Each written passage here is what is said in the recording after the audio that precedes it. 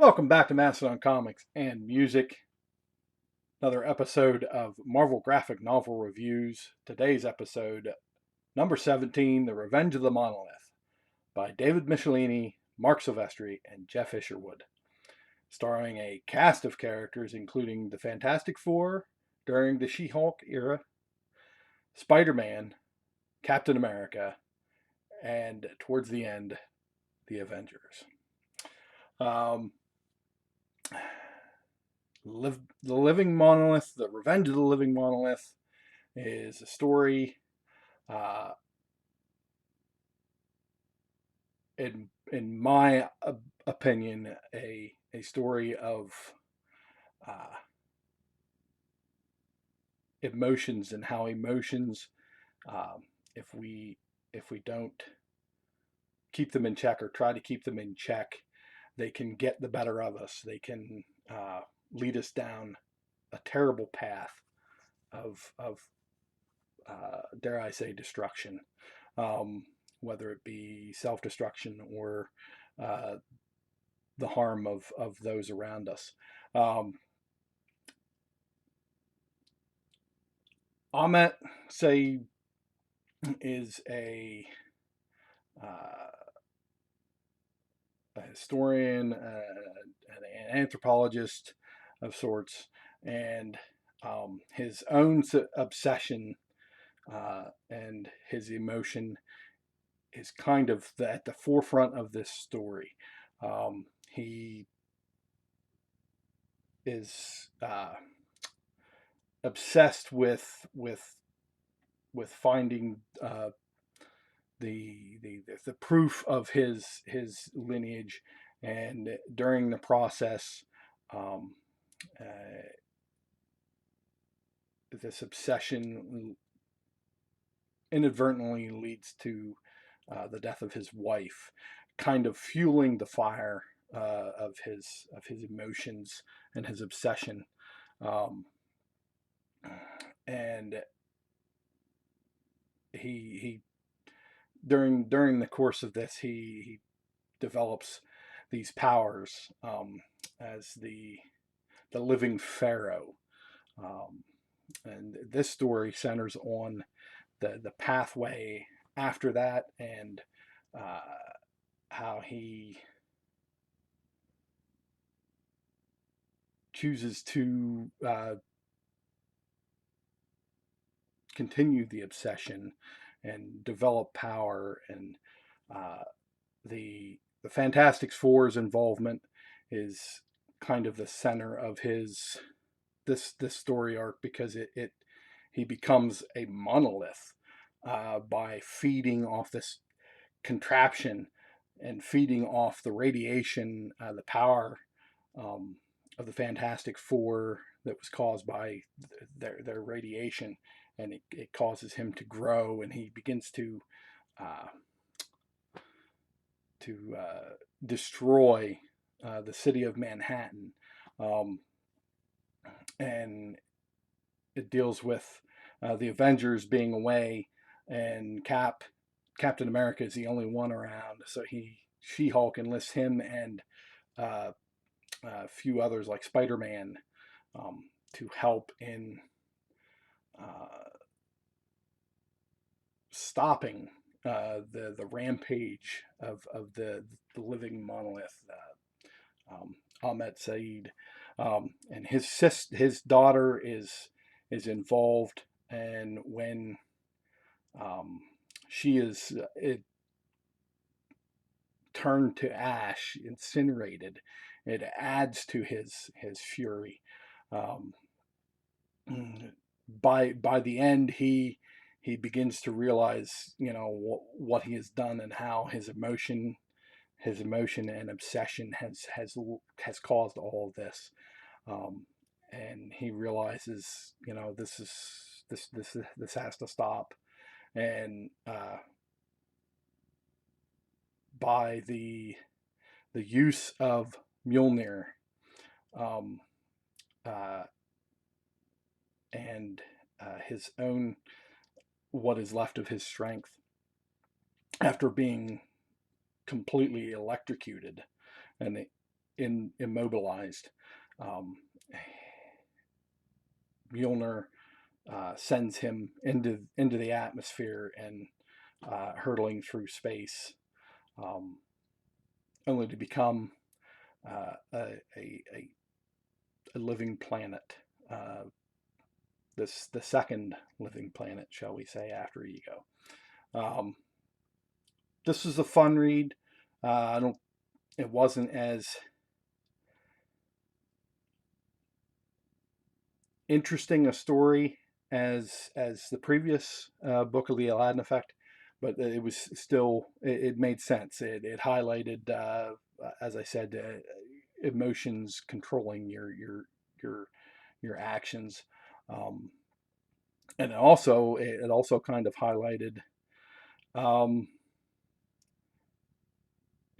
from Spider-Man and Cap's perspective, uh, a somewhat, um, helplessness, in certain situations. It highlighted that especially for Spider-Man, that he's kind of still just a street level hero, and he's got to work with what he does, or what he can. Cap kind of the same way, but they end up overcoming, by using their heads and not succumbing to the emotions and obsessions that the monolith had succumbed to. With that, I'm going to show some of the interiors done by uh, Silvestri and Isherwood.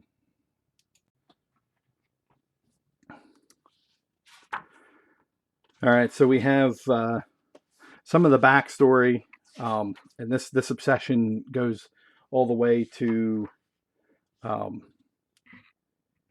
to his Ahmed Said's childhood, even when he was playing as a child, and being picked on and bullied, um, by local kids. It carries on into his studies in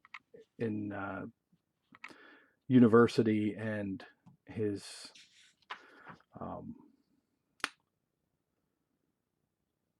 speeches and theses. He's attacked by a mob, and which is what leads to the death of his wife. Um, and here, this here is fantastic art. Let's see if I can bring it up. I apologize for my lighting; it's terrible. Um, but definitely some early Silvestri and Isherwood art. Um, this was released in October of '85, so it's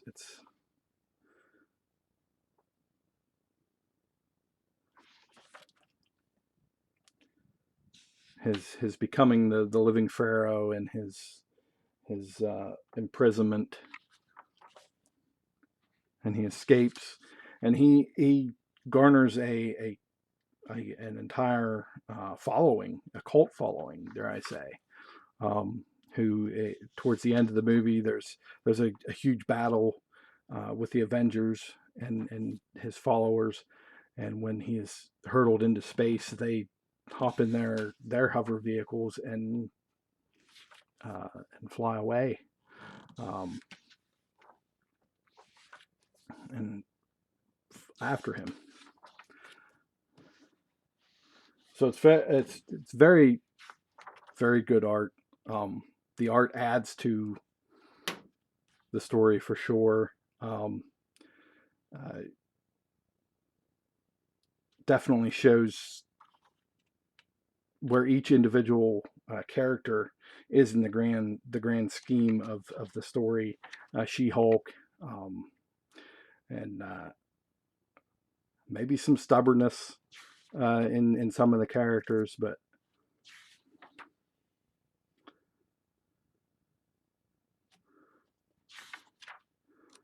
so we'll flash forward into there he is, where he starts to become the living monolith and begins to grow.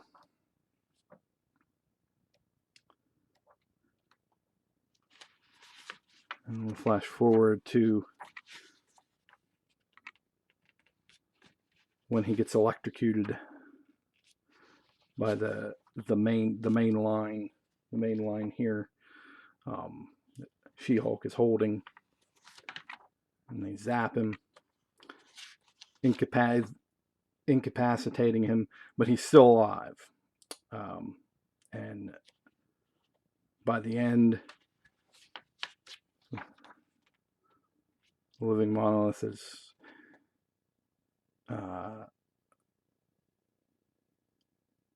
begins to understand what he has done, and he becomes the living planet.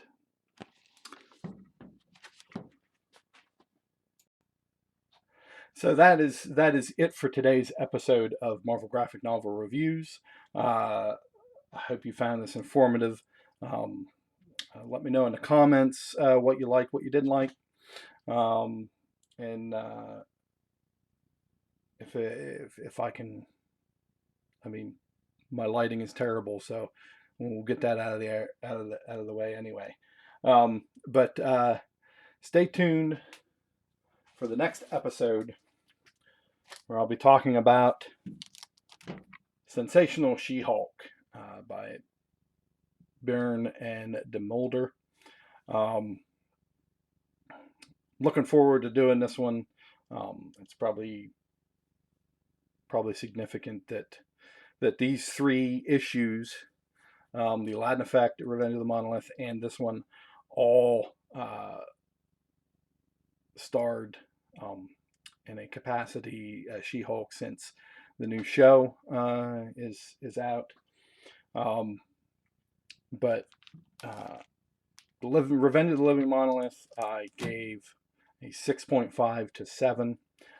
Kind of, for me, mediocre, but kind of a